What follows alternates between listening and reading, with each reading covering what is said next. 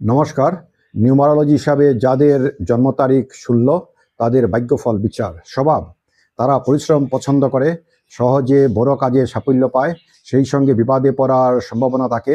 তারা আবেগপ্রবণ, রুচিবোধ তীব্র ও তীক্ষ্ণ, মনের ভিতরে কামনা বাসনা থাকলেও বহিঃপ্রকাশ ঘটে না। ধনভাব, প্রথম জীবনে আর্থিক কষ্ট হলেও মাঝ বয়সের সময় থেকে ভাগ্যের উন্নতি ও অর্থলাভ। ভাতৃভাব বিশেষ শুভ নয়। বন্ধুভাব, বন্ধু সংখ্যা খুবই কম থাকবে। যে স্বল্প সংখ্যক বন্ধু আছে তাদের সাথে সুমধুর সম্পর্ক থাকবে এবং তাদের দ্বারা জীবনে লাভ হবে।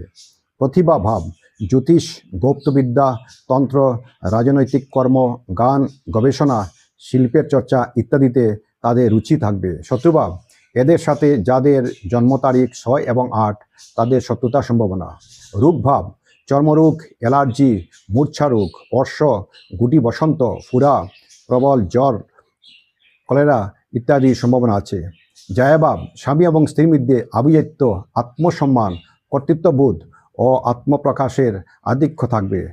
রাগী মনোভাব ও অপ্রিয় সত্য কথনের জন্য শত্রুতার ও বিপরীত সমালোচনার মুখে পড়ার সম্ভাবনা। দাম্পত্য জীবন মধ্যম প্রকার শুভ। পরবর্তী পার্ট 2তে আপনারা দেখেন।